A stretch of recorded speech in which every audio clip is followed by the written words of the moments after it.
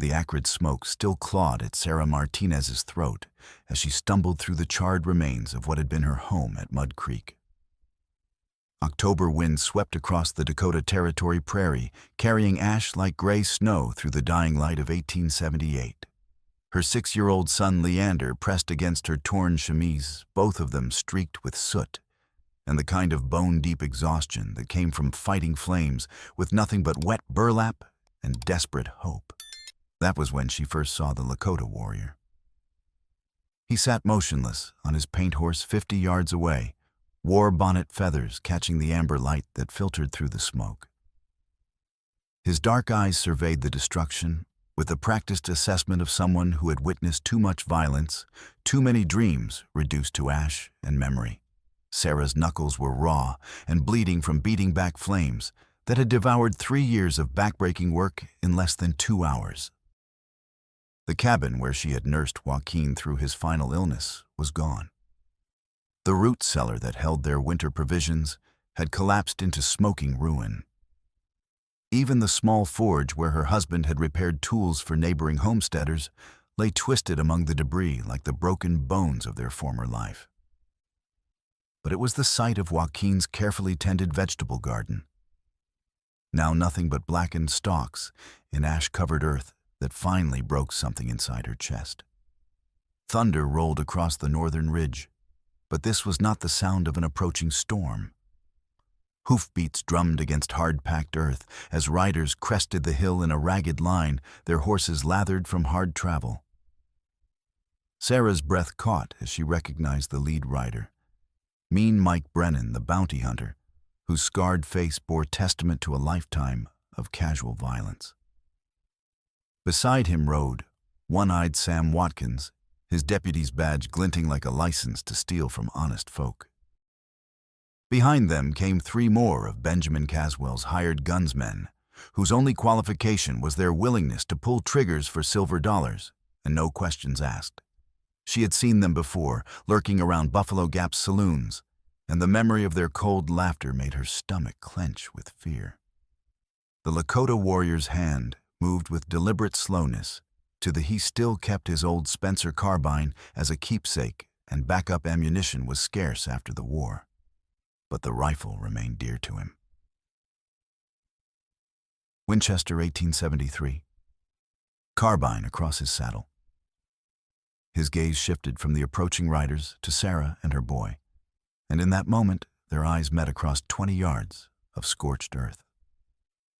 What she saw there surprised her, not cold indifference, but recognition of shared loss, the shadow of grief that matched her own. She had heard freight drivers speak of this one during their stops at the way station.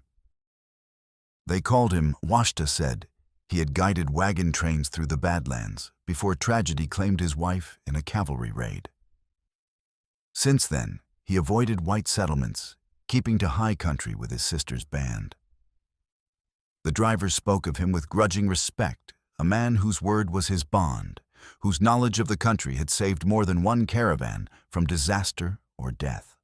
The riders were close enough now that Sarah could see Mean Mike's predatory smile, could hear the jingle of spurs and creak of leather as weapons were checked. She caught fragments of their conversation on the wind-crude speculation about what they would do with a widow and her boy laughter that made her skin crawl with its implications. In 30 seconds, they would reach the homestead ruins. After that, there would be no escape for a woman and child on foot in open prairie where the nearest neighbor lived 8 miles away. "Take us." Sarah whispered, her voice hoarse from smoke, but carrying clearly in the still air. She stepped protectively in front of Leander, never breaking eye contact with the warrior. "My children are well behaved. I can be a good wife to you." The words came flat and practical, stripped of romance by frontier mathematics. This was not courtship, this was survival, the kind of bargain that desperate widows made when civilization's protection failed them. In the Dakota Territory, a woman alone with a young child had precious few options when men like Benjamin Caswell decided they wanted her land. Marriage meant protection. A gun between her family and the wolves that came in human form. For the wedding ceremony, he wore his full feather war bonnet as a symbol of honor, a garment reserved for solemn occasions, not for everyday travel or battle. Washtaw's jaw tightened almost imperceptibly. The riders were 200 yards away now, close enough that Sarah could make out individual faces beneath hat brims. Mean Mike was shouting orders to spread out and surround the burning homestead, his voice carrying the casual authority of a man who had done this many times before. The warrior's decision came like lightning. He swung down from his paint horse, in one fluid motion, yanked his bone toggle necklace inside his buckskin shirt, and spoke with quiet authority that cut through her rising panic. "Ride." A rifle cracked from the approaching line. The bullet chipped splinters from the cabin's doorframe where Sarah had stood moments before. Washtaw's strong hands lifted her onto his horse with surprising gentleness, then swung Leander up behind her before vaulting into the saddle himself. His Winchester 1873 bucked against his shoulder as he twisted to fire a covering shot. Sarah felt the heat of his chest against her back as he leaned protectively over both her and the boy, urging the paint toward the creek bottom and whatever sanctuary the willows might provide. The solid warmth of his body shielding them both sent an unexpected jolt through her, not romantic, but something deeper. Trust, perhaps. The recognition that she was no longer facing the darkness alone. "Don't let the breed reach water," Mean Mike's voice roared behind them, the slur sharp as a blade. "Caswell wants them breathing." Sarah's hand gripped Washtaw's fringed sleeve as the horse plunged down the steep bank.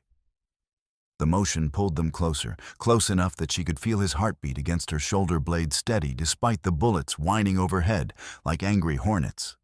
Leander's small arms circled the warrior's waist, the boy's instinctive trust in their protector, both heartening and heartbreaking. The paint splashed through shallow water iron shoes, ringing on wet stones as they fled deeper into the maze of cuts and ravines leading toward the Badlands. Behind them, pursuit grew fainter as the riders proved unwilling to follow into country where a man could vanish forever among red rock formations and hidden canyons. As they rode through gathering dusk, Sarah found herself studying the strong line of Washtaw's jaw, the weathered hands that controlled their mount with such confident skill. Everything about him spoke of competence earned through hardship of skills learned the hard way in a country that forgave few mistakes.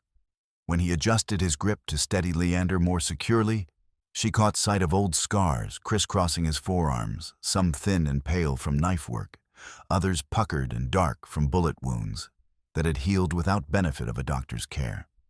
This was a man who had seen war, who carried its marks on his body like a map of survival. Yet his touch with Leander was infinitely gentle, his voice, when he spoke to reassure the frightened boy, carrying warmth that belied the warrior's stern exterior. They made camp in a dry arroyo as stars appeared hidden from the main trail by walls of red sandstone and scattered juniper. Washta worked in methodical silence, checking their back trail, while Sarah gathered buffalo chips for a small fire. His movement spoke of long experience, making do with little, and making it last through whatever hardships might come. The evening ritual that followed felt strangely domestic, despite their desperate circumstances. Without words, Washta wrapped Leander in his buffalo robe, magnificent hide that smelled of sage smoke and winter hunts. The gesture was simple, practical, but it spoke of fundamental decency that Sarah had learned not to expect among the frontier's rough men. "Thank you," she murmured as he handed her coffee, steam rising in cool night air. She noticed he had heated water for her, first preparing her portion before his own. Such courtesies were rare where survival often trumped civilization, where kindness was sometimes mistaken for weakness by men who measured strength only by gun speed or fist force. By firelight, Sarah examined a blister on his palm where the Winchester 1873's lever had rubbed raw during their flight. When she reached to tend it, He jerked back instinctively, the reaction of someone who had learned that human touch often brought pain rather than comfort. Then, seeing her intent, he slowly extended his hand and allowed her to clean the wound with boiled water. She tore a strip from her petticoat to bind it, her fingers gentle but sure as she worked. The intimacy of the moment was not romantic, but practical, born of necessity rather than desire. Yet somehow it felt significant in ways that neither of them were quite ready to examine. His skin was warm beneath her touch, marked by calluses that spoke of years handling reins and weapons of a life spent in saddle and storm. "You guide freight wagons," she said as she worked. Not quite a question more, an invitation for him to share whatever he was willing to reveal. She had heard stories during trips to Buffalo Gap, tales of the Lakota warrior who knew every trail between the Black Hills and Missouri, who could read weather and water, like white men read newspapers, who had earned grudging respect from teamsters for his absolute reliability. "Used to," Washta replied, his English precise despite its accent. "Before." He didn't elaborate, but Sarah caught the shadow crossing his features in firelight. Loss was a language they both spoke fluently, and she recognized the particular grief that came from having your life divided into before tragedy struck and everything that followed. The silence that settled between them was not uncomfortable, but contemplative, filled with the night sounds of the prairie. The rustle of wind through buffalo grass and the distant yip of coyotes, the soft snuffling of their horse as it grazed on sparse vegetation near their camp. "The men who burned us out work for Benjamin Caswell," Sarah said finally, testing the waters of trust between them. Washta's eyes sharpened at the name. Every honest settler between the Missouri River and Montana Territory knew Benjamin Caswell, cattle baron, railroad speculator. The kind of man who bought judges like other folks bought coffee and ammunition. His wealth came from acquiring land through methods that skirted territorial laws, edges his power, from willingness to use violence when legal maneuvering failed. Caswell wants Lightning Ridge silver and the water rights crossing my claim at Mud Creek. Sarah continued, her voice steady, despite anger burning beneath the surface. When Joaquin wouldn't sell, they decided to make him an example for other stubborn homesteaders. She didn't elaborate on her husband's death's specific circumstances. Some truths were too heavy to speak aloud to a stranger, even one who had risked his life to save them. But Washta saw the tightness around her eyes, the way her hands clenched unconsciously when she spoke Joaquin's name. And he understood that her husband hadn't died peacefully in his bed. The fire crackled between them, casting dancing shadows on the arroyo walls. Sarah found herself studying Washta's face in the shifting light, noting the strong cheekbones that spoke of his heritage, the intelligent eyes that missed nothing of their surroundings, the mouth that could be stern in command but gentle when speaking to Leander. One-Eyed Sam posted legal notices in town claiming I stole cattle from the Bar C Ranch, burned down a neighbor's barn. In spite, she explained, her voice taking on the bitter edge that came from intimate knowledge of corruption. All lies, of course, but it gives them legal excuse to seize the property when they catch me. And Mean Mike, bounty hunter, collects rewards for horse thieves and murderers, real or imagined. Makes no difference to him whether the charges are true as long as the money is good and the victims can't fight back. Washta nodded with understanding born of hard experience. During his freight guiding years, he had learned to recognize the wolves that preyed on honest travelers, men who wore badges or bounty licenses like hunting permits, who viewed scattered homesteads and isolated settlements as their personal hunting grounds. My sister Tallulah camps near Shadow Lake, he said, finally, his decision made. 2 days north up in the breaks, where cavalry patrols don't usually venture. We'll go there first, let you and the boy rest while I figure out what Caswell is really planning. Sarah looked down at Leander, finally peaceful in the buffalo robe. his sandy hair still ash-streaked, but his face relaxed for the first time since the burning. The boy had been through too much for his 6 years, first losing his father to Caswell's hired thugs, now watching his home burn while fleeing for their lives. Yet he had shown remarkable courage, never complaining, despite his fear and exhaustion. "Why are you helping us?" She asked the question that had been building since Washta first lifted them onto his horse. The query hung between them like a challenge. Washta poked the fire with a stick, sending sparks spiraling into star-filled darkness above their hidden camp. When he finally spoke, his voice was quiet, but carried the weight of hard-earned wisdom. "A man should protect what needs protecting," he said simply. It was not really an answer, or perhaps it was the only answer that mattered. In this hard country, protection was its own form of prayer, and survival often trumped sentiment in frontier life's brutal mathematics. But Sarah heard something beneath the warrior's careful words, an echo of personal loss perhaps, or simply recognition that some fights were worth joining, regardless of personal cost. As coyotes began their nightly chorus from ridges above their camp, Sarah settled beside the dying fire, with Leander's head pillowed in her lap. The boy's breathing was steady and deep, the sleep of childhood resilience that could find rest even amid crisis. Across the small circle of firelight, Washta sat with his back against sandstone Winchester 1873 carbine across his knees as he kept watch for movement that might signal pursuit. Sarah noticed how he had positioned himself between their camp and any possible approach from the trail, close enough to reach them quickly if danger threatened, but far enough to preserve proprieties governing relations between unmarried men and women, even in wilderness.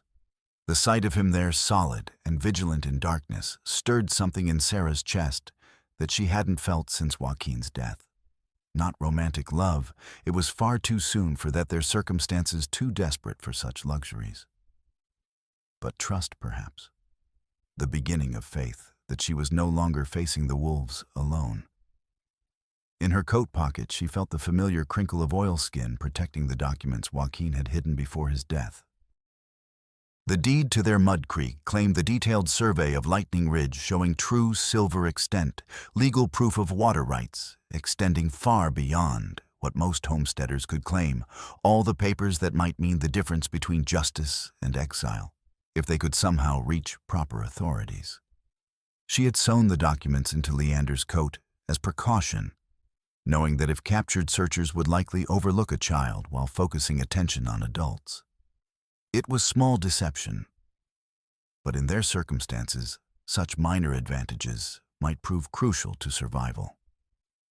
Washta had noticed her protective gesture toward the sleeping boy, the way her hand moved unconsciously to check that his patched coat remained secure around the hidden papers.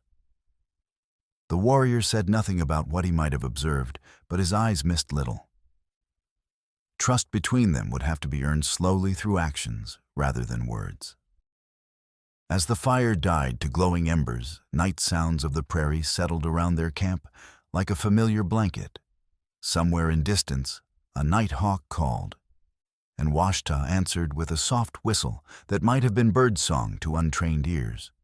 But Sarah, hovering on sleep's edge, recognized it for what it truly was, a warrior's promise to stand watch through dangerous hours until dawn. Dawn brought urgent whispers from Washta, who had spotted dust signs during pre-dawn reconnaissance of their back trail. Mean Mike's persistence was apparently stronger than his common sense. The bounty hunter was driving his men hard through country that would challenge experienced trackers, determined to close the distance before his quarry could reach sanctuary.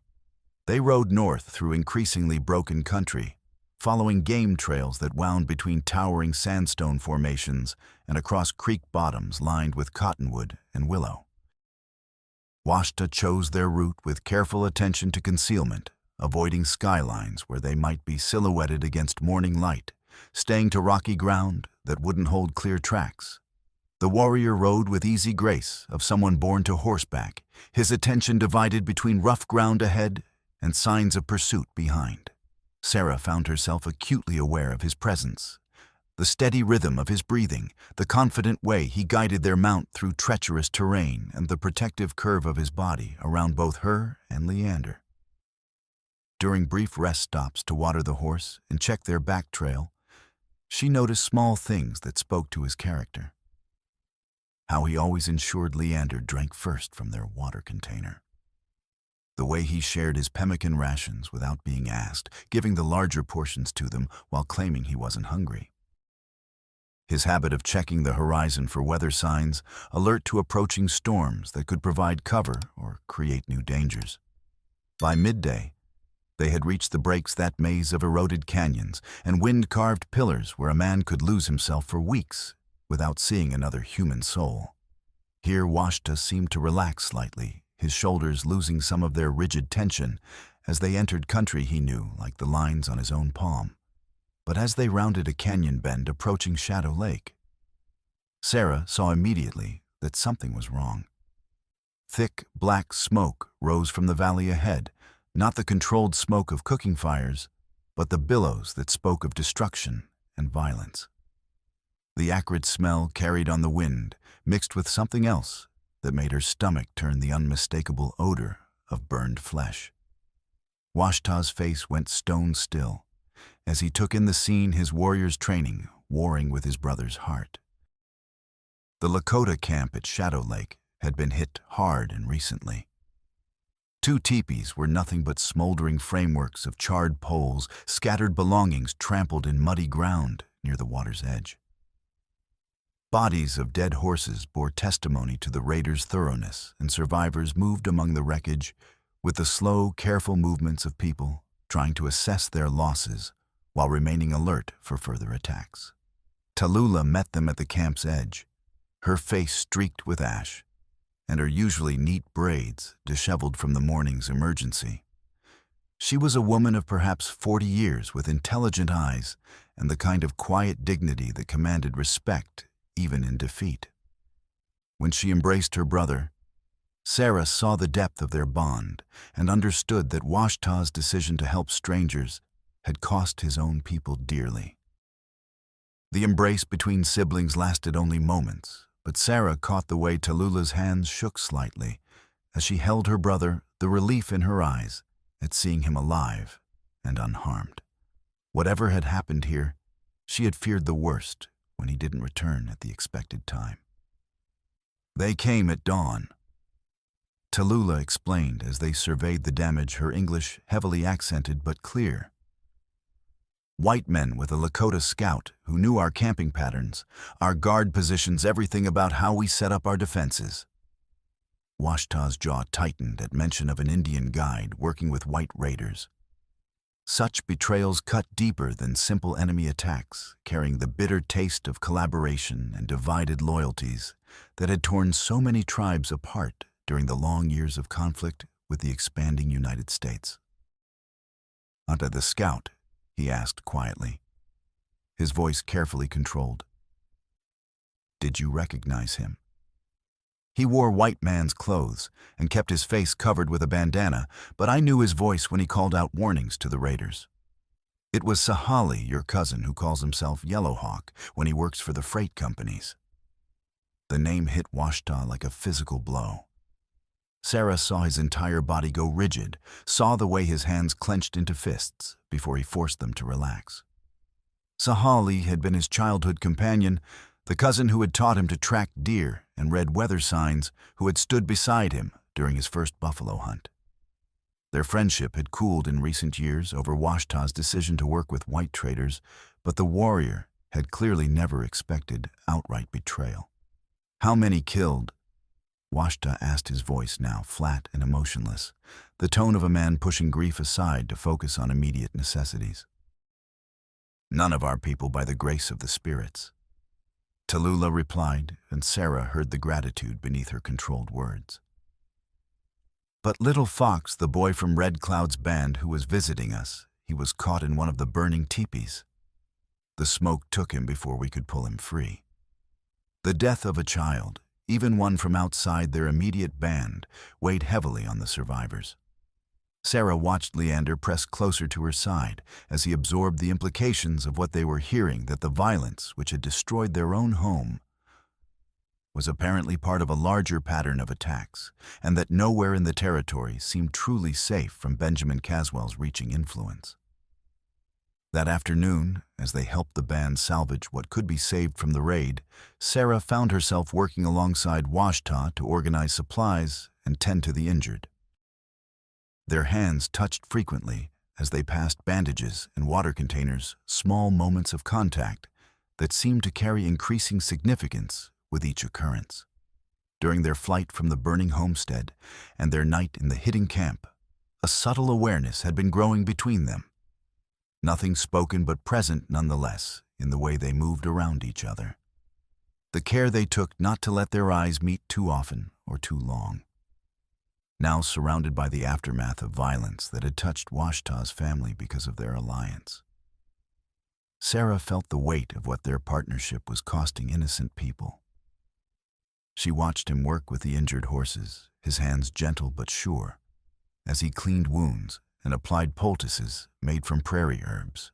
There was something almost sacred in the way he approached the task, as if each animal represented trust betrayed by the humans who should have protected them. "This is my fault," she said quietly, as they worked side by side to repair a damaged travois, her voice barely audible above the sound of hammer on leather. "Your people are paying for my troubles with Caswell." Washta's hand covered hers where it rested on the leather bindings, his calloused palm warm against her work-roughened skin. The contact sent an unexpected jolt through her, not the desperate gratitude of their first meeting, but something deeper and more complex. "You didn't choose this fight," he said with quiet conviction that brooked no argument. "Caswell did. The only question now is whether we pay his price as slaves or as free people."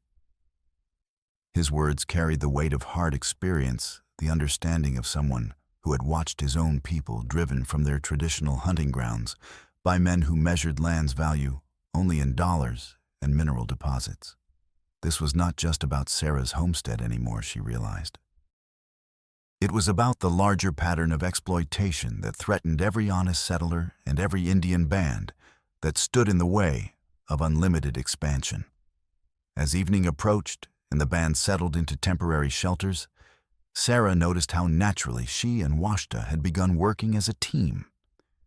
He anticipated her needs, she understood his signals, and together they moved through the tasks of frontier survival with an efficiency that spoke of growing partnership. When Leander grew tired and cranky, Washta quietly carved him a small horse from a piece of cottonwood, the whittling done with such skill that the boy's eyes lit up with wonder despite their grim circumstances. "You have children of your own?" Sarah asked, watching the easy way he interacted with her son. Something flickered across Washta's features, pain quickly suppressed. "I did. A daughter. She would have been Leander's age now." The past tense told Sarah everything she needed to know about the tragedy that had claimed not just his wife, but his child as well. No wonder he had been living alone, avoiding the settlements where happy families might remind him of what he had lost. When the night grew cold and Leander began shivering despite borrowed blankets, Washta quietly shifted closer to where Sarah sat by the fire. Not close enough to draw comment from the other members of the band, but near enough that his body heat helped ward off the mountain chill. The gesture was practical, nothing more. But Sarah found herself acutely aware of his presence. The solid warmth of his shoulder almost touching hers, the scent of sage and leather that seemed to cling to his clothes, the steady rhythm of his breathing in the fire-lit darkness. "Tell me about Sahale," she said softly, sensing that Washta needed to work through the betrayal that was clearly eating at him. "We grew up together in the same band," he replied, staring into the flames as he spoke. "Learned to hunt together, went on our first war party together, even courted sisters from the same family. When the whites came and the old ways started changing, I thought we would face it together, find some way to preserve what mattered while adapting to what couldn't be stopped. Sarah heard the pain in his voice, the second-guessing that came from choices that had seemed reasonable at the time, but carried unforeseen consequences. What happened between you? I started working for the freight companies guiding wagon trains through the Badlands. Good money, and I thought I was helping both sides by preventing conflicts, showing the whites safe routes that didn't cross our people's most sacred places. He paused, jaw working, as if the words were difficult to speak. Sahale said I was selling out, becoming too much like the whites who were destroying everything we held sacred. We quarreled, and he went north to join the more traditional bands, who refused all contact with the settlements. I didn't know he had started working as a scout for men like Caswell. Maybe he feels trapped, like he didn't have other choices. Maybe. Washta agreed, but his tone suggested he was not ready to extend forgiveness just yet. But there are always choices, even when none of them are good ones. The choice between surviving with honor or surviving at any cost, that's what separates a warrior from a scavenger. The bitterness in his voice spoke to wounds that went deeper than simple betrayal. This was about fundamental questions of identity and loyalty, about what it meant to be Lakota in a world where the old ways were dying, and the new ways seemed to offer only compromise or defeat. As the fire burned lower and the camp settled into sleep, Sarah found herself leaning against Washta's shoulder, drawn by exhaustion and the simple human need for comfort in the face of overwhelming circumstances. Neither of them planned it, but neither moved away when their bodies made contact. His shoulder was solid beneath her cheek, and she could feel the steady beat of his heart through the buckskin of his shirt. In the morning, Tallulah's knowing smile suggested that some things needed no explanation, even across the barriers of different cultures and languages. But the new day also brought fresh challenges, in the form of smoke signals rising from the eastern hills and the traditional code that warned of large groups of armed riders approaching the valley. Benjamin Caswell was apparently through with subtle maneuvering and hired thugs operating in shadows. This time, he was bringing an army to finish what he had started, and they had perhaps 6 hours before the approaching force reached Shadow Lake. As they prepared to break camp and flee deeper into the Badlands, Sarah felt the familiar weight of the hidden documents in Leander's coat. Those papers represented their only hope of legal victory, but they would be worthless if Benjamin Caswell succeeded in eliminating everyone who could testify to his crimes. The next few hours would determine whether justice had any meaning in the Dakota Territory, or whether might truly made right in the endless struggle between civilization and raw greed. The small town of Providence squatted on the prairie like a collection of weathered bones, its false-fronted buildings and muddy streets offering the illusion of civilization in a land that remained fundamentally wild. Sarah, Washta, and Leander approached from the east, their stolen supplies nearly exhausted, and Leander burning with fever that had worsened during their flight from Shadow Lake. They had no choice but to stop. The boy needed medicine, and their ammunition was running dangerously low for the confrontation that surely awaited them in Yankton. But as they rode down Providence's single main street, Sarah felt the weight of hostile stares, like physical blows. "Stay close," Washta murmured, his hand moving instinctively toward his knife, as heads turned to follow their progress. The general store sat at the town's heart, its painted sign promising Watson's Emporium, goods for civilized folks. Sarah dismounted first, helping Leander down, while trying to ignore the whispered conversations that stopped as they passed. The boy was shivering despite the afternoon heat, his small face flushed with illness. "I'll handle this," she said to Washta, but he was already swinging down from his horse. "We do this together," he replied simply. The interior of Watson's Emporium was dim and crowded with barrel shelves of canned goods and the accumulated smell of coffee leather and tobacco. Behind the counter stood a man in his 50s, soft around the middle, with the pale complexion of someone who spent his days indoors counting money rather than working under the sun. "We need quinine for the boy," Sarah said without preamble, placing $2 on the scarred wooden counter. "And cartridges for a Winchester 1873 carbine." Watson's eyes flicked from Sarah to Washta, taking in the warrior's distinctive dress and weapons with obvious distaste. "Don't serve Indians in here, ma'am. Store policy." "He's with me," Sarah replied, her voice steady despite the anger building in her chest. "And we're paying customers." "Not anymore, you ain't." Watson's voice grew louder, apparently playing for the small audience that had gathered near the store's entrance. "Decent white woman has no business traveling with a savage. Makes folks wonder what kind of woman she really is." Sarah felt Washta tense beside her, saw his hand move fractionally toward his knife before he forced it to stillness. The restraint in that simple gesture, the way he swallowed his pride and anger for their safety, said more about his character than any words could have conveyed. "My son is sick," Sarah said, her voice carrying the authority of a woman accustomed to being obeyed. "Are you going to let a child suffer because you don't approve of his mother's traveling companions?" But Watson had apparently decided to make a show of his principles. "Sheriff," he called toward the door. "Sheriff Dickens got a situation here, needs your attention." The man who answered that call was everything Sarah had expected and feared, tall, soft, in the way of someone who had grown comfortable with his authority, with pale eyes that held the particular kind of cruelty that came from power without accountability. Sheriff Dickens wore his badge like a medal, his gun belt polished to mirror brightness, his boots clean despite the muddy streets outside. "What's the trouble, Watson?"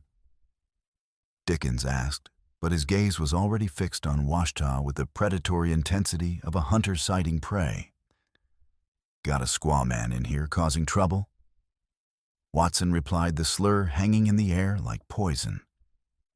"And his woman's demanding service like she's got rights." Sarah stepped forward before Dickens could respond, placing herself deliberately between the sheriff and Washta. Years of living on the frontier had taught her to read dangerous men, and everything about Dickens screamed trouble, from his too bright smile to the way his hand rested casually on his gun butt. "Sheriff," she said, her voice carrying the cultured accents of her Eastern education, "I am Sarah Martinez, widow of Joaquin Martinez, legal owner of the Lightning Ridge claim in the Mud Creek district. This is my son Leander, who is ill and requires medical attention. We are traveling under federal protection to testify before a territorial grand jury in Yankton." It was a carefully constructed lie, but delivered with such confidence that Dickens actually took a step back. The mention of federal protection and territorial grand juries carried weight even in backwater towns like Providence. "That's so," Dickens replied, but some of the predatory gleam had faded from his eyes. "You got papers proving that?" "In my saddlebags," Sarah replied smoothly, "along with the federal marshal's seal authorizing our passage. Would you like to examine them?" For a moment, the confrontation balanced on a knife's edge. Sarah could feel Washta's controlled tension beside her, could sense the gathered townsfolk waiting to see which way their sheriff would jump. Everything depended on her ability to project authority she didn't actually possess, to make these men believe she was more dangerous to cross than to accommodate. Then Leander chose that moment to sway on his feet, his fever-bright eyes rolling back as he nearly collapsed.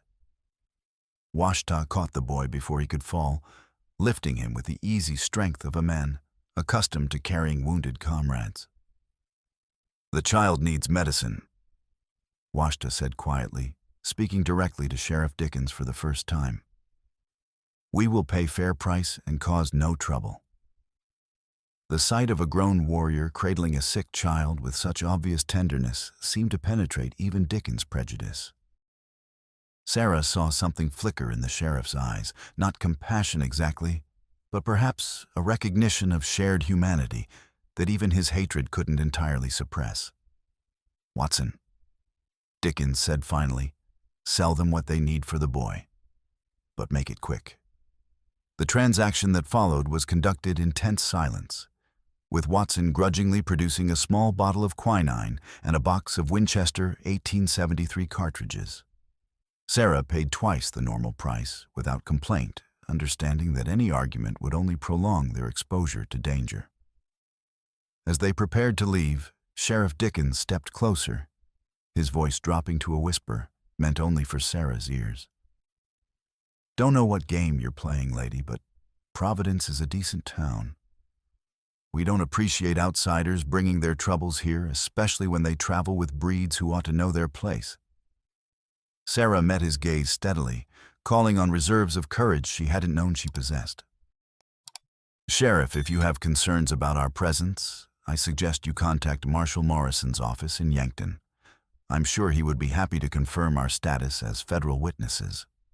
It was pure bluff, delivered with the kind of icy confidence that came from having nothing left to lose. Dickens studied her face for a long moment, apparently trying to gauge whether she was telling the truth or simply possessed of more nerve than sense. "You do that," he said finally. "And you make sure to keep moving. Providence doesn't welcome troublemakers, no matter what kind of protection they claim to have." As they rode out of town, Sarah felt the weight of hostile stares following them like a physical presence. But she also felt something else, a fierce pride in the way she had faced down men who would have destroyed them without a second thought, using nothing but words and sheer audacity as weapons. More importantly, she had seen the way Washta looked at her during the confrontation, not with the desperate gratitude of a man being rescued, but with something deeper. Respect, perhaps. Recognition that she was a woman capable of fighting her own battles even when the odds seemed impossible.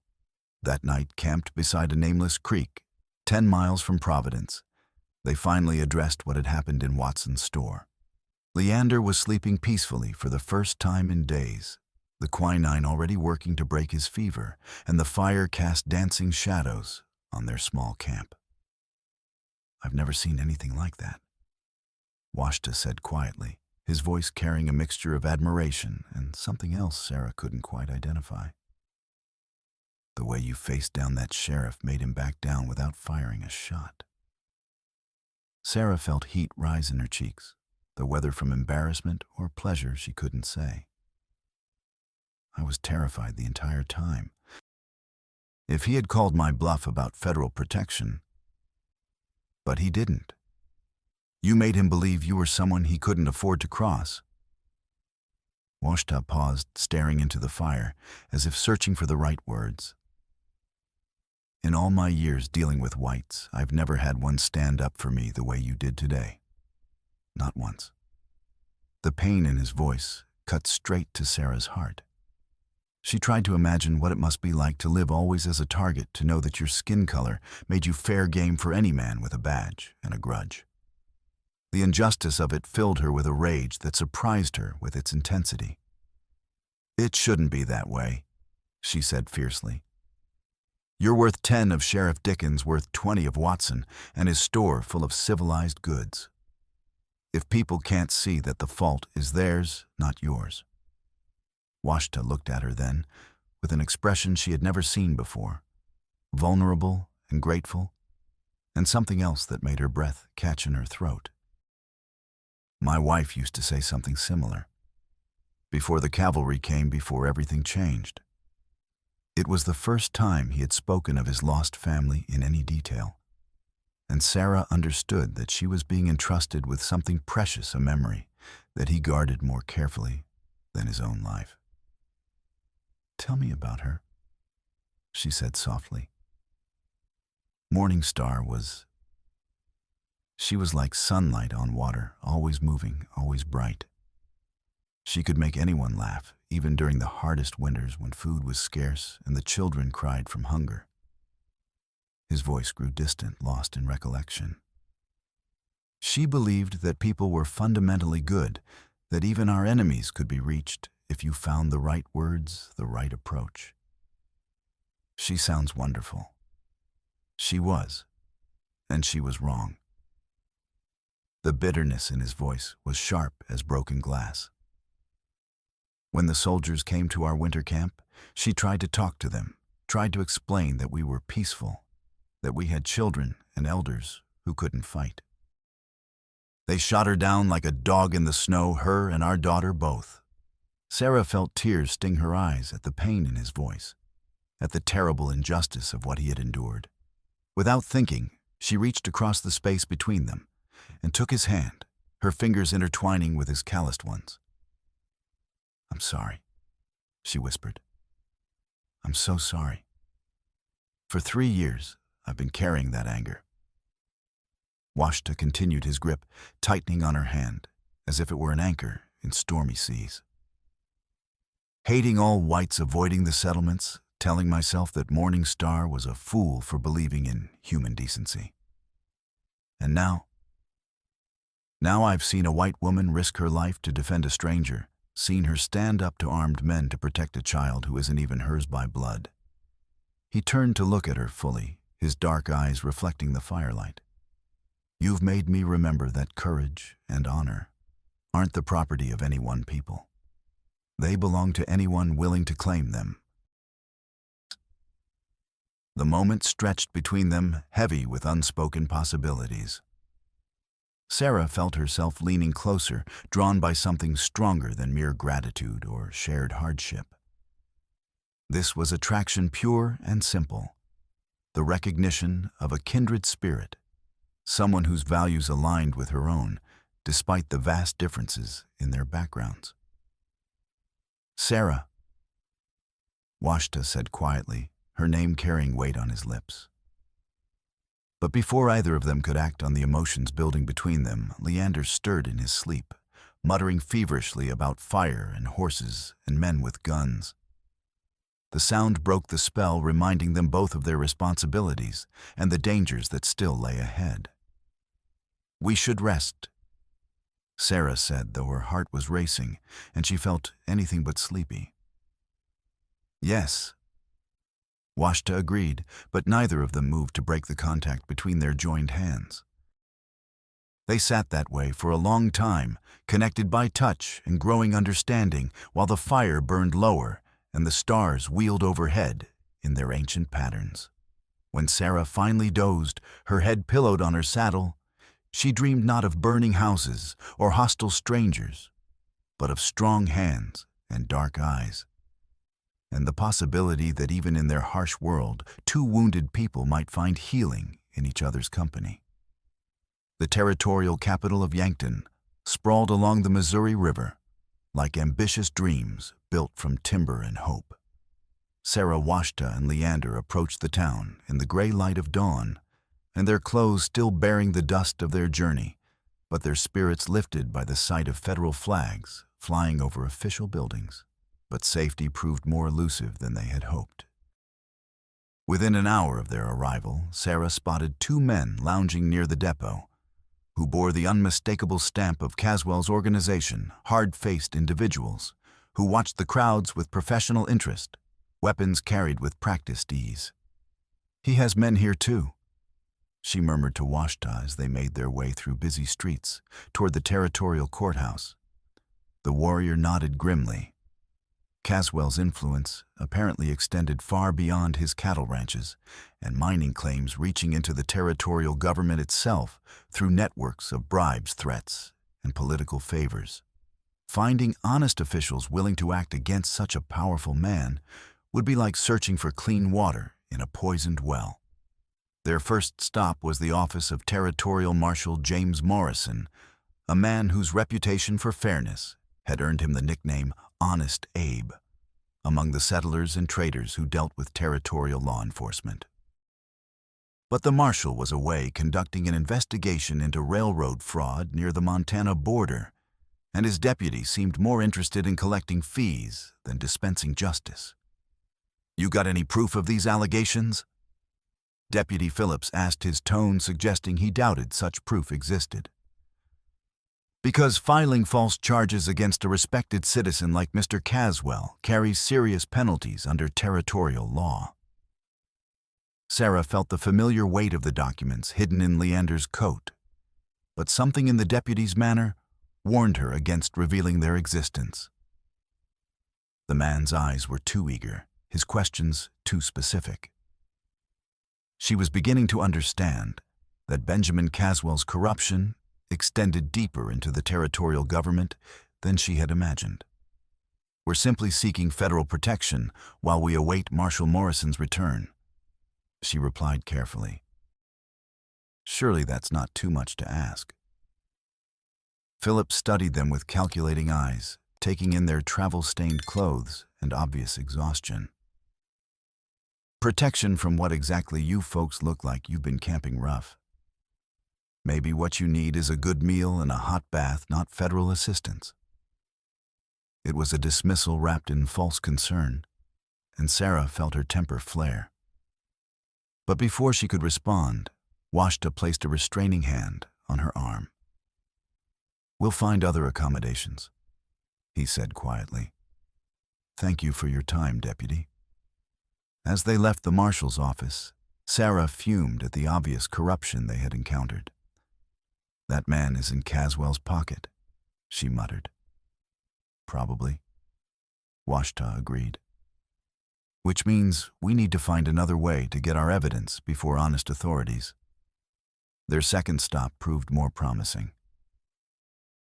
Judge William Henderson maintained offices above the Yankton Mercantile, and his reputation for honest dealing had survived 20 years on the frontier bench. When Sarah explained their situation carefully, omitting mention of the hidden documents until she could gauge his trustworthiness, the elderly jurist listened with the kind of careful attention that spoke of genuine interest in justice. "I've been hearing troubling reports about activities in the Lightning Ridge area." Henderson said, his weathered features creased with concern. "Homesteaders driven off their claims, mysterious fires, legal documents that disappear from official files. But Caswell's lawyers are very skilled at making sure nothing can be traced back to their client." "What would it take to build a case against him?" Washta asked. "Evidence," Henderson replied bluntly. "Documented proof of criminal activity, witnesses willing to testify under oath, and ideally some physical evidence that cannot be dismissed as hearsay or fabrication." Sarah exchanged glances with Washta, both of them thinking of the surveyor's records and legal documents that represented their only hope of proving Caswell's systematic land fraud. But those papers remained hidden, and revealing them here might sign their death warrants if word reached the wrong ears. "Judge," Sarah said carefully, "if someone were to come forward with such evidence, could you guarantee their protection during the legal proceedings?" Henderson's eyes sharpened with interest. "That would depend on the nature of the evidence and the level of threat involved. But I have contacts in the Federal Marshal Servicemen whose integrity is beyond question. If the case warrants it, I could arrange for proper protection." It was as much assurance as they were likely to get in their current circumstances. Sarah found herself trusting the elderly judge's honest manner and direct speech, sensing in him the kind of frontier integrity that had become increasingly rare as the territory grew more settled and corrupt. That evening, they took rooms at a modest boarding house on the town's outskirts, paying with the few silver dollars that remained from Sarah's emergency funds.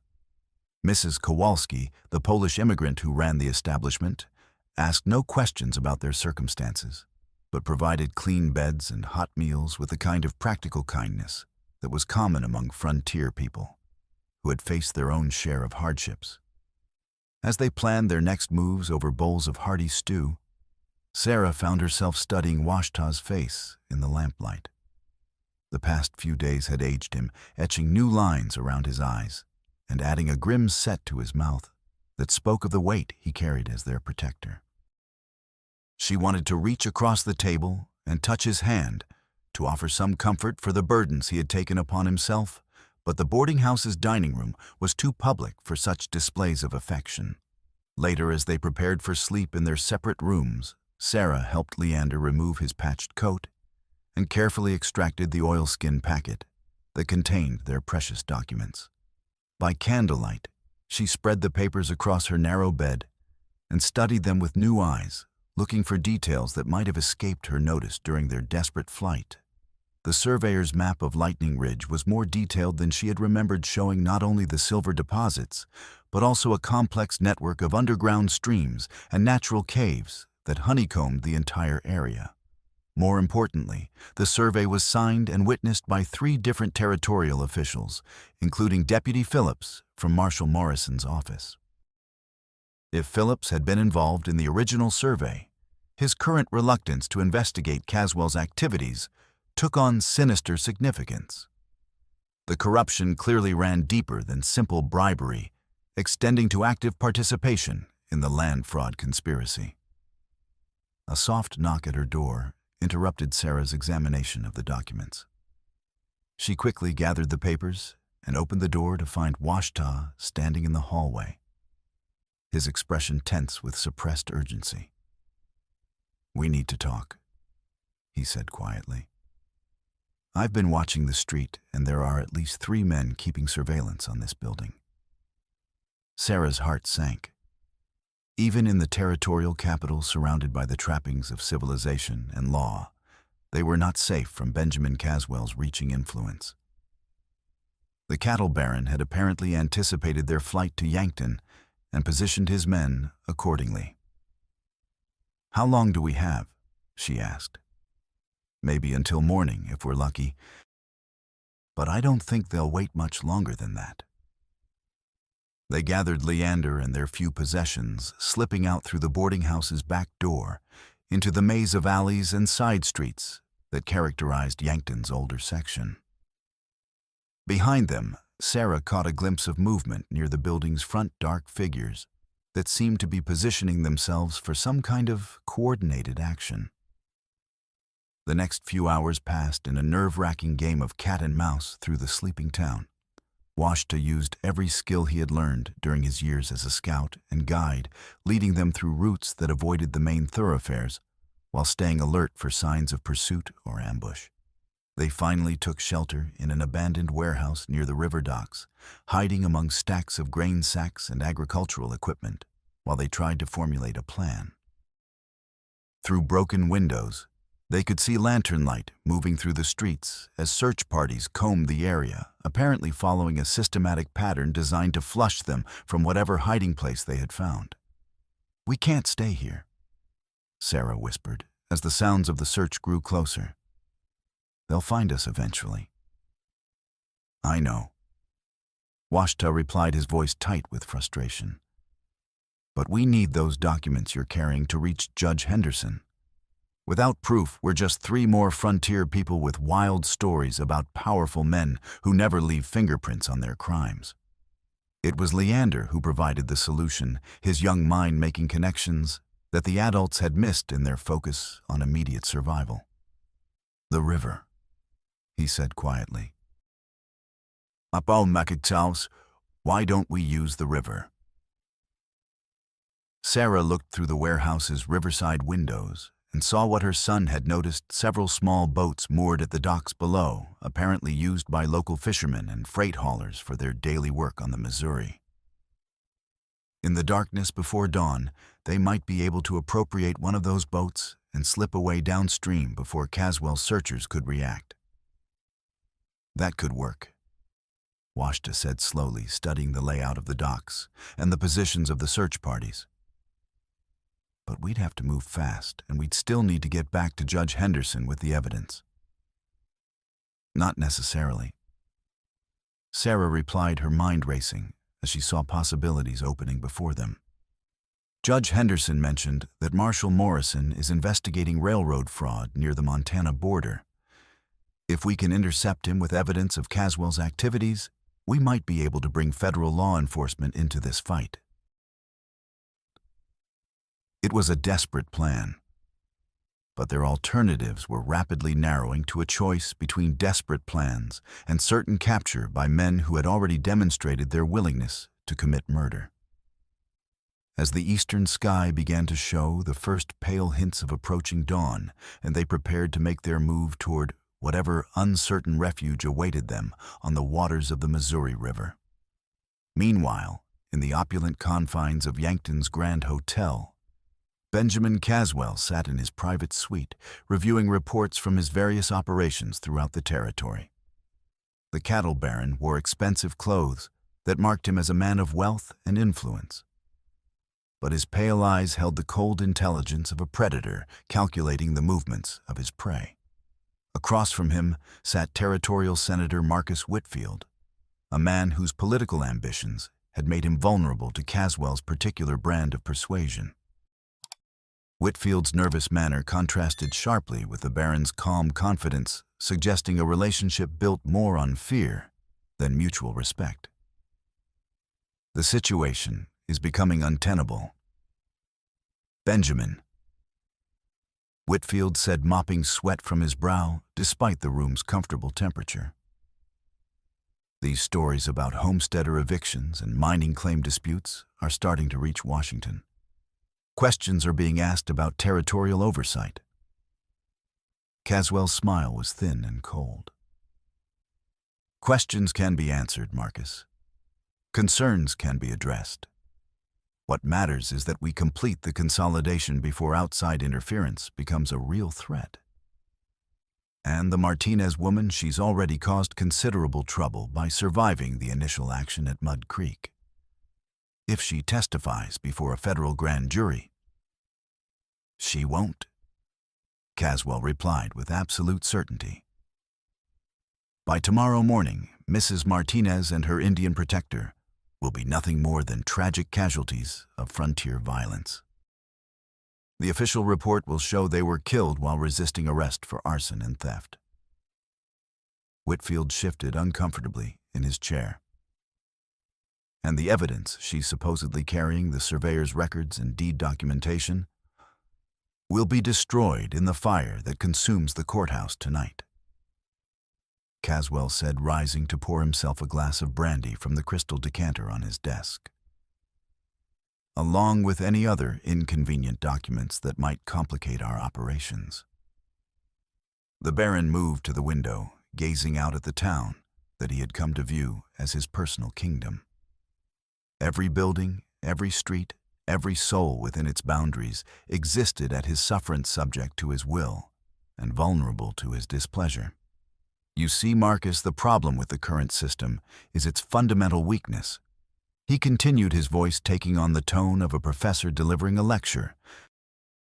"Too many competing interests, too many voices claiming equal rights to resources they're not capable of properly developing. What this territory needs is organization efficiency, the kind of rational management that only comes from concentrated authority." "You're talking about an oligarchy," Whitfield said quietly. "I'm talking about civilization," Caswell replied firmly. "The Indians had their chance to develop this land and failed. The homesteaders are having their chance and failing. When both have been cleared away, men of vision and capital will transform the Dakota Territory into something worthy of statehood, something profitable." He turned back to face the senator, his expression serious, but not without warmth. "Your role in this transformation will be remembered, Marcus. When the territory becomes a state and statehood brings new opportunities for advancement, those who supported progress will be rewarded accordingly." It was both promise and threat, delivered with the casual confidence of a man who had never encountered an obstacle he couldn't overcome through money, influence, or violence. Whitfield nodded reluctantly, understanding that he had passed the point of no return in his association with Caswell's plans. "What do you need from me?" he asked. "Nothing more than your continued cooperation and silence," Caswell replied. "By dawn, the last obstacles to our Lightning Ridge consolidation will be eliminated. After that, it's simply a matter of filing the proper paperwork and collecting the profits. As Whitfield departed into the night, leaving Caswell alone with his plans and his brandy, the Baron allowed himself a moment of satisfaction. Everything was proceeding exactly as he had envisioned. By tomorrow, he would control not just Lightning Ridge, but the entire mineral district, along with the water rights and railroad access that made it valuable beyond simple mining operations. The Martinez woman and her Indian had been more resourceful than he had anticipated, but in the end, they were simply individuals, opposing an organization with unlimited resources and no moral constraints. Their defeat was inevitable. The only question had been how much trouble they would cause before accepting their fate. Now, with his men positioned throughout Yankton and his plans for the courthouse fire nearly complete, that question was about to be answered permanently. The stolen skiff cut through pre-dawn mist rising from the Missouri like a knife through silk, its oars muffled by strips torn from Sarah's petticoat. Washta handled the boat with the same quiet competence he brought to everything else, his strokes smooth and silent as they slipped past sleeping Yankton into the great river's main current. Behind them, lantern lights moved through the streets like angry fireflies as Caswell's searchers discovered their escape.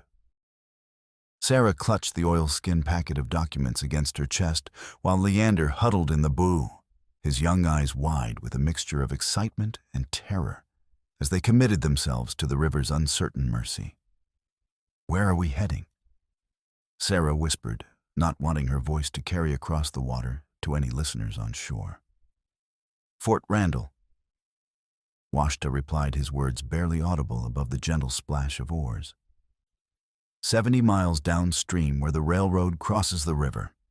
If Marshal Morrison is investigating railroad fraud, that's where he'll be. The journey that followed tested their endurance in ways that gunfights and desperate flights could not match.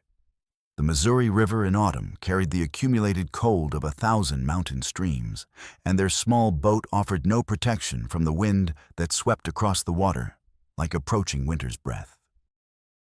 By midday, Sarah's hands were numb with cold despite her efforts to help with the rowing, and Leander's lips had taken on a blue tinge that spoke of dangerous exposure. They pulled ashore briefly to rest and warm themselves with a small fire built from driftwood. But the smoke made them visible to anyone watching the river, and they dared not linger long. It was during this brief respite that Washta shared more of his story, perhaps sensing that Sarah needed distraction from their desperate circumstances.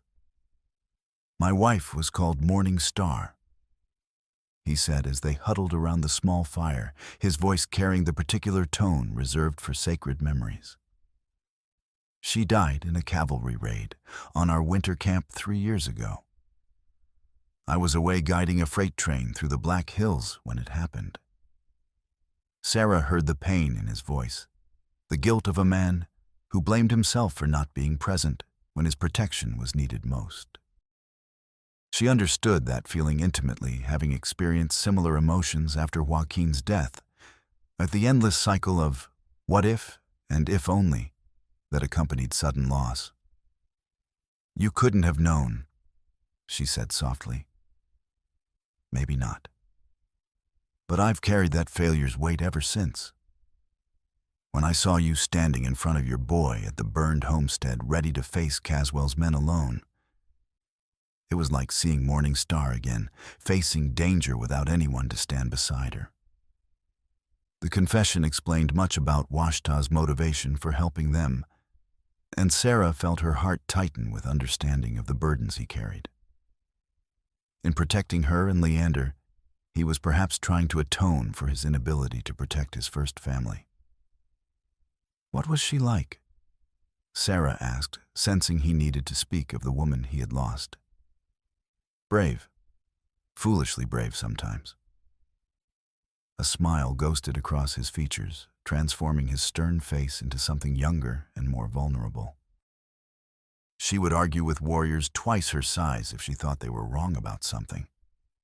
Once she faced down a grizzly bear that was threatening our horses, armed with nothing but a burning branch and absolute certainty that the bear would back down. Did it work? The bear left, but I think it was more confused than intimidated. The smile faded as quickly as it had appeared. She believed that courage could overcome anything, that right would always triumph over might if you were willing to stand up for what mattered. She sounds like she was remarkable. She was, and she was wrong. The bitterness that crept into his voice was sharp as winter wind. When the soldiers came to our camp, she tried to talk to them, tried to explain that we were peaceful, that we had children and elders who couldn't fight. They shot her down in the snow, her and our daughter both. Sarah felt tears sting her eyes at the pain in his voice, at the terrible injustice of what he had endured. Without thinking, she reached across the space between them and took his hand, her fingers intertwining with his calloused ones. "I'm sorry," she whispered. "I'm so sorry for what you lost. For 3 years I've been carrying that anger like a coal in my chest." Washta continued, his grip tightening on her hand, as if it were an anchor in stormy seas. Hating all whites, avoiding the settlements, telling myself that Morning Star was a fool for believing in human decency. And now I've seen a white woman risk her life to defend a stranger, watched her stand up to armed men to protect a child who isn't even hers by blood. He turned to look at her fully, his dark eyes reflecting the firelight. "You've made me remember that courage and honor aren't the property of any one people. They belong to anyone willing to claim them." The moment stretched between them, heavy with unspoken possibilities. Sarah felt herself leaning closer, drawn by something stronger than mere gratitude or shared hardship. This was attraction pure and simple, the recognition of a kindred spirit, someone whose values aligned with her own despite the vast differences in their backgrounds. But the sound of a steam whistle in the distance reminded them that they could not afford the luxury of rest, no matter how much their bodies craved warmth and sleep. They extinguished the fire and pushed the skiff back into the current, resuming their desperate race against time and Benjamin Caswell's reaching influence. Fort Randall. When they finally reached it near sunset, proved to be more than just a military outpost. The railroad crossing had spawned a small but thriving community of merchants, teamsters, and government officials who served the needs of both the Army garrison and the growing freight traffic that flowed along the Missouri River. More importantly for their purposes, they found Marshal Morrison himself holding court in the fort's administrative offices, surrounded by ledgers, documents, and the kind of methodical paperwork that characterized a federal investigation into complex financial crimes. "Mrs. Martinez," the marshal said when Sarah introduced herself, his weathered face showing recognition of her name. "I've been hearing troubling reports about activities in your area. Judge Henderson sent word that you might have information relevant to my railroad fraud investigation." Sarah's heart leaped with hope. If Judge Henderson had already contacted the marshal, perhaps their desperate flight had not been in vain, after all. "We have more than information," she said, producing the oilskin packet from its hiding place in Leander's coat. "We have documented proof of a systematic conspiracy to defraud homesteaders of their legal claims." The next hour passed in intense discussion as Marshal Morrison examined the surveyor's records, the deed to Lightning Ridge, and the various legal documents that proved the extent of Benjamin Caswell's fraudulent activities. The marshal's expression grew increasingly stern as he absorbed the implications of what Sarah and Washta were showing him. "This surveyor's report was filed with my office 6 months ago," Morrison said, holding up one of the documents. "But the version in our official records has been altered. The mineral deposits shown here have been completely removed from the copy we have on file." Deputy Phillips witnessed the original survey, Washta observed, pointing to the signature at the bottom of the authentic document. His name is on the paperwork. Morrison's face darkened with the particular anger that came from discovering betrayal within his own organization. Phillips has been handling correspondence related to the railroad fraud investigation. If he's also involved in land fraud schemes. The marshal didn't need to finish the thought. The corruption apparently extended far beyond simple bribery, reaching into the heart of federal law enforcement itself. But Morrison was an honest man, and his fury at being deceived by his own deputy was evident in every line of his weathered features. "I'll need you both to testify at a territorial grand jury," he said finally. "Your evidence is strong enough to secure indictments, but we'll need sworn testimony to make the charges stick in court." "What about our safety?" Sarah asked. "Caswell has men throughout the territory, and he's already tried to have us killed several times." "Federal marshals," Morrison replied grimly. "I'll assign a protection detail until this matter is resolved in court. And I'll be sending word to Washington about the extent of corruption we've uncovered here. This case is going to draw attention from the highest levels." As they prepared to leave the fort under federal protection, Sarah felt a mixture of relief and continuing apprehension.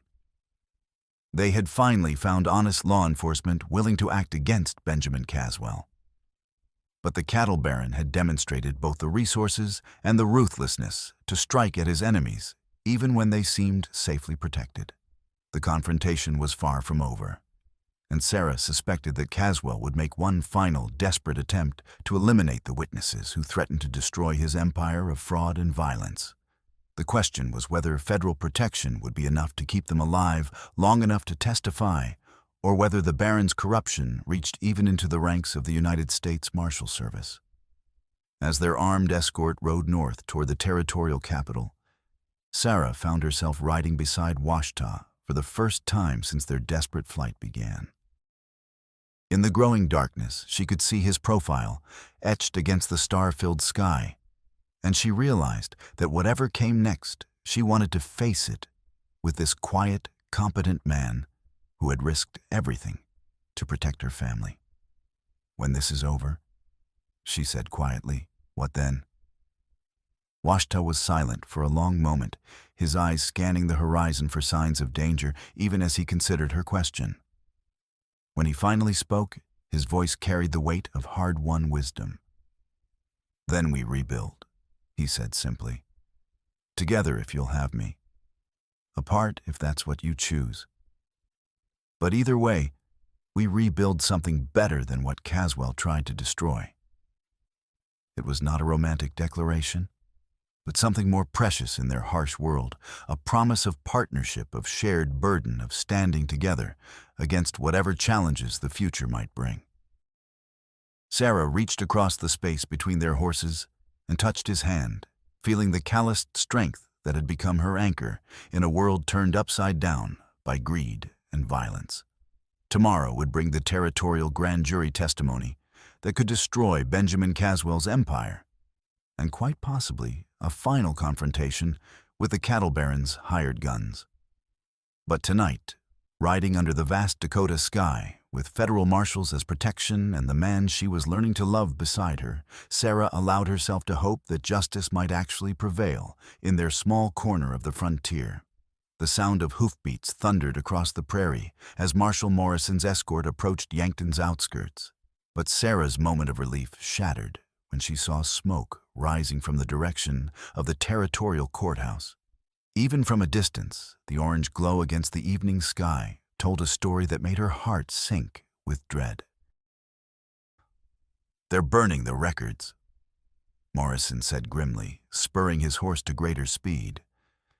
"Caswell's men are trying to destroy the evidence before we can present it to the grand jury."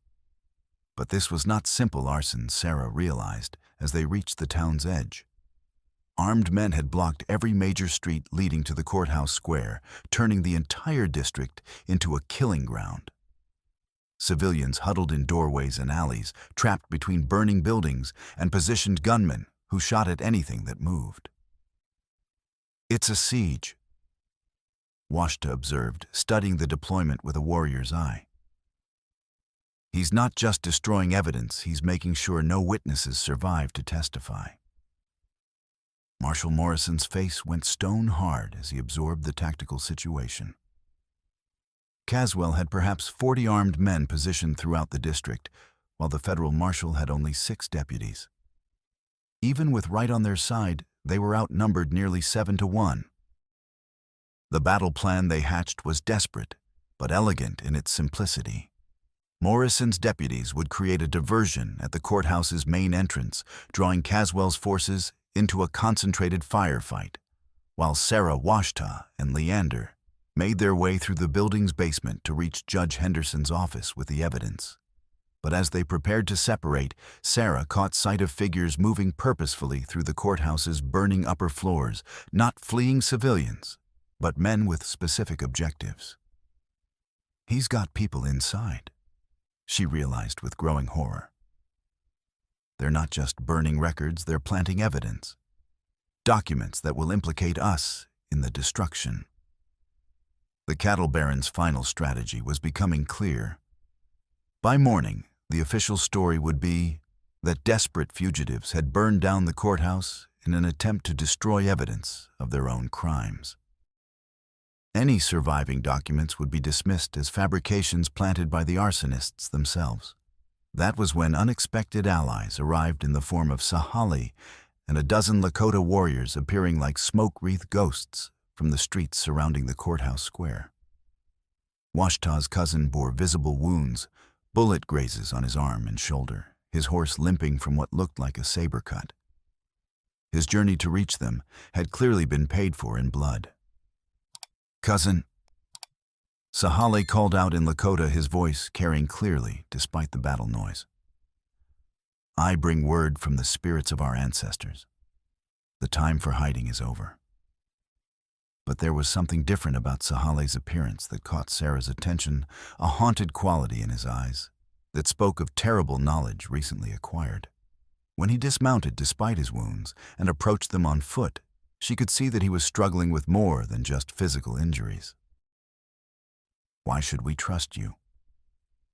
Washta asked, his tone mixing hope with justifiable suspicion. Sahale's answer came not in words, but in action. He pressed a medicine bundle into Washta's hands, the sacred objects their grandmother had given them both as children, which Sahale had apparently carried through all his years of exile and shame. "Because I am ready to die as a warrior should," he said simply, fighting beside his brother for something worth dying for. The reunion between cousins was brief but profound. Sarah watched as years of hurt and betrayal were set aside in the face of immediate danger, replaced by the brotherhood that had been forged in childhood and tempered by shared loss. "What's Caswell's real plan?" Washta asked. "Worse than you know," Sahale replied, his voice heavy with guilt and knowledge. "He's not just burning records, he's got men in the basement placing charges to bring down the entire building. When it collapses, he'll claim the explosion was caused by your illegal mining equipment stored illegally in territorial offices." Sarah felt sick as she absorbed the implications. Not only would all evidence of Caswell's crimes be destroyed, but they would be posthumously blamed for the courthouse's destruction and any deaths that resulted. "But there's more." Sahale continued, his voice dropping to barely a whisper. "There are hostages in the building, Judge Henderson and 2 other territorial officials. Caswell's using them as insurance, making sure no one tries to stop the demolition. And he's got children in there too, orphans from the territorial home brought in to make the casualty list look more tragic." The tactical situation had just become infinitely more complex. They couldn't simply let the building burn. Innocent lives were at stake, including children who had no part in the conflict between Sarah and Benjamin Caswell. "How long do we have?" Morrison asked. "Maybe an hour before the charges are set." but the hostages are being held in the basement right where the explosives are being placed. Any rescue attempt will have to be coordinated perfectly, or everyone dies. It was Leander who provided the key insight, his young mind making connections that the adults had missed in their focus on immediate tactical problems. "The mine tunnels," he said quietly. "If there are caves under Lightning Ridge, maybe there are tunnels under the town too. Old mining workings that connect to the courthouse basement." Sarah's breath caught as she understood her son's reasoning. Yankton had been built on the site of old fur trading posts, and those posts had often included underground storage areas and escape tunnels. If such passages still existed, they might provide access to the courthouse basement without exposing rescuers to the killing ground above. There, Washta pointed to a storm drain cover, half hidden beneath accumulated debris. The old trading post cellars connected to the natural drainage system. During spring floods, people used to take shelter in the tunnels. The plan that emerged was audacious in its complexity and desperate in its timing. While Morrison's deputies created their diversion above ground, Sarah Washta and Sahale would make their way through the underground passages to reach the courthouse basement. There, they would have to simultaneously rescue the hostages, disarm the explosive charges, and somehow preserve enough evidence to ensure Caswell's conviction. The final battle began, with systematic precision, as the three infiltrators made their way through the storm drain system beneath Yankton.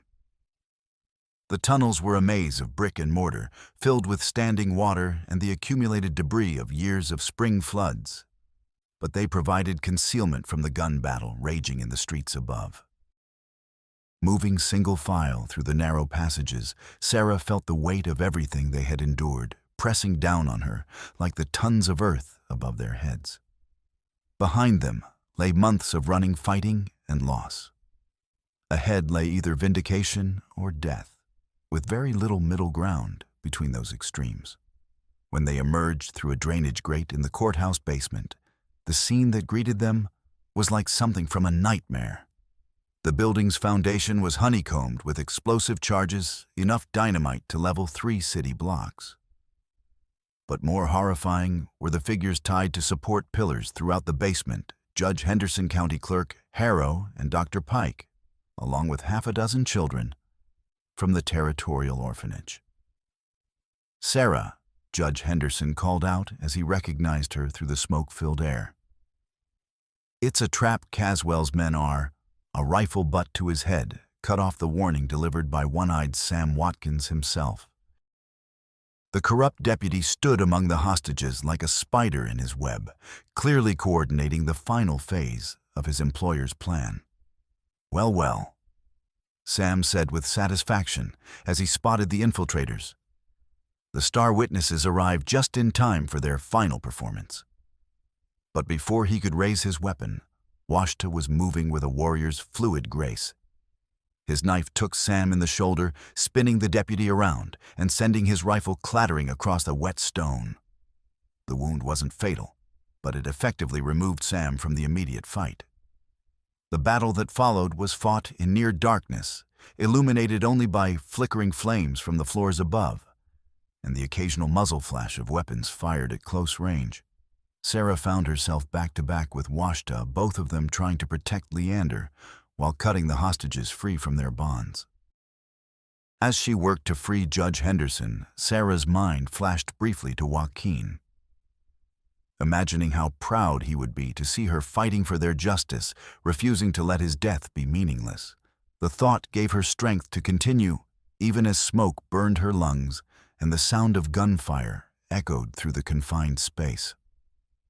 It was during this desperate struggle that Sahale made his final stand. Washta's cousin was clearly dying. Multiple wounds had taken their toll, and blood loss was making his movements increasingly unsteady. But when the main support charges threatened to detonate, prematurely triggered by damage from the fighting above, Sahal threw himself across the blast area. "The charges!" He gasped, his voice barely audible above the chaos. I can hold the detonation circuit long enough for you to get the others out. But you have to move now. Come with us, Washta urged, but Sahale shook his head with the finality of a man who had made peace with his fate. My path ends here, cousin, but yours continues. He looked toward Sarah and Leander with eyes that held deep regret. Take care of your family. They are what I should have been fighting for all along, instead of silver and empty promises. In that moment, Washta realized that Sahale's sacrifice was not just about preventing the explosion, but about passing on the responsibility for protecting what truly mattered. The recognition hit him like a physical blow, bringing with it both grief for his cousin's death and deeper understanding of what it meant to be truly free. The explosion that brought down part of the courthouse basement was not the massive detonation Caswell had planned, but the smaller charge Sahale detonated to collapse the tunnel entrance and prevent pursuit. The sacrifice bought them precious minutes to escape through the storm drains with their rescued hostages and the evidence they had come to protect. When they emerged into the dawn light of a new day, Sarah found herself holding documents that would not only clear their names, but also provide irrefutable proof of the conspiracy that had claimed so many innocent lives. Judge Henderson, despite his ordeal, was already talking about the legal proceedings that would follow grand jury indictments, federal trials, and the systematic dismantling of Benjamin Caswell's empire of corruption. But Benjamin Caswell himself was nowhere to be found. In the confusion of the courthouse battle, the cattle baron had apparently escaped, leaving behind only his hired thugs and the wreckage of his carefully laid plans. Mean Mike Brennan was dead killed in the firefight with Morrison's deputies. One-eyed Sam Watkins sat in federal custody, singing like a canary about his employer's operations in exchange for leniency. The moment that mattered most to Sarah, however, came when she saw Washta kneeling beside Leander in the courthouse square, checking the boy for injuries with gentle hands and speaking to him in the mixture of English and Lakota that had become their family's private language. "Is he your son now?" She asked the question, carrying deeper meanings than simple legal adoption. Washta looked up at her with eyes that held both grief for his cousin's sacrifice and hope for the future they might build together. "If you'll have me as his father," he said simply, "and as your husband when you're ready for such things." Sarah's answer came not in words, but in action, as she knelt beside them both and drew them into an embrace that spoke of family forged in fire and tested by trials that would have broken weaker bonds. The legal proceedings that followed were indeed a sensation throughout the Dakota Territory, drawing newspaper reporters and spectators from as far away as Chicago and Denver. The surviving members of Caswell's organization were convicted on charges ranging from fraud to murder, though the Baron himself remained at large, apparently having fled to Mexico or Canada to avoid federal prosecution. But for Sarah, the most important moment came when she stood before Joaquin's grave in the small cemetery outside Buffalo Gap, finally able to tell her husband's spirit that his killers had faced justice. Washta stood beside her, his hand warm in hers, while Leander placed wildflowers on the marker that bore his father's name. "He would have liked you," Sarah said as they prepared to leave the cemetery. Joaquin always respected men who kept their word and protected their families. "Well, I hope I can live up to his example," Washta replied, his arm settling around her shoulders with natural ease. 6 months later, they were married in a ceremony that blended Lakota and Christian traditions, witnessed by Judge Henderson Marshall Morrison and most of the population of the small town that was growing up around the Lightning Ridge mine. Tallulah served as Sarah's matron of honor, while one of Morrison's deputies stood up for Washta in Sahale's place. The mine itself prospered under Sarah's careful management, providing employment for dozens of families, while operating in a way that respected both the land and the water sources that made the area valuable for more than just mineral extraction. She hired miners and supervisors based on competence rather than race or religion, creating a workplace where Lakota immigrant and native-born Americans worked side by side toward common goals.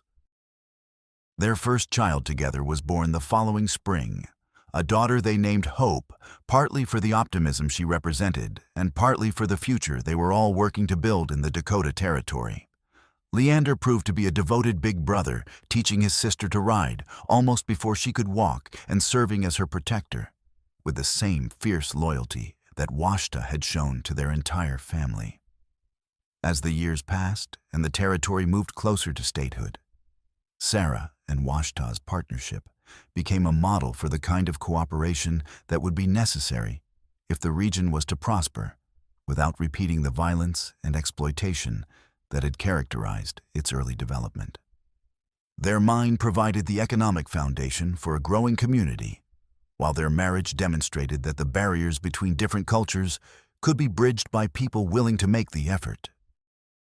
Tallulah brought her band to camp near the mining operations during the summer months, trading fresh meat and leather goods for manufactured supplies, while the children learned English from Sarah and traditional skills from the tribal elders. It was exactly the kind of peaceful coexistence that territorial officials had claimed was impossible, but which seemed natural enough when people of goodwill worked together toward mutual benefit. On a warm summer evening, 10 years after their first meeting at the burned homestead, Sarah and Washta sat on the porch of their expanded home, watching their children play in the yard, while the sounds of their thriving community drifted on the evening air. The silver mine continued to operate profitably. The town of Harmony had grown to include a proper school, a doctor's office, and even a small newspaper, and their family had become the anchor around which a new kind of frontier society was taking shape. Any regrets? Sarah asked, her hand resting on Washta's, where it lay between them on the porch swing they had built together the previous autumn.